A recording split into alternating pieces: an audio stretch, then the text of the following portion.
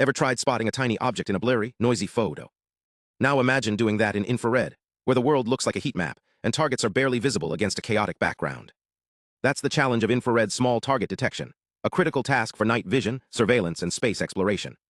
But here's the catch. These targets are tiny, sparse, and often hidden in clutter. Traditional methods, they're like trying to find a needle in a haystack with a magnifying glass. So how do we improve this? Researchers are thinking outside the box, literally. Instead of relying only on images, they're adding a new ingredient, language. Yes, the same language we use to chat, write, or give directions. By combining text descriptions with images, they're teaching AI to understand what it's looking for. Here's how it works. Imagine a language model like GPT-4, which can generate detailed text. The team used it to describe where small targets might be in an infrared image.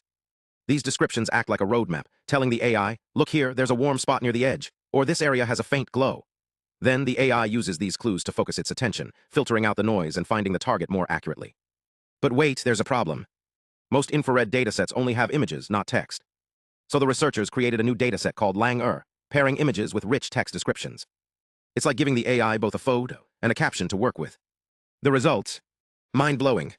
Their method improved detection accuracy by up to 67% in some tests, like finding a hidden target that other systems missed.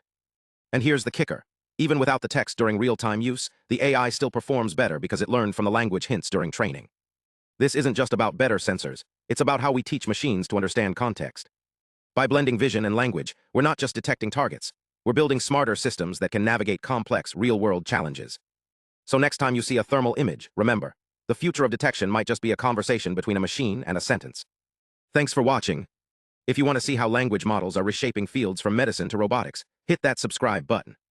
Let me know what other cool science you'd love to explore.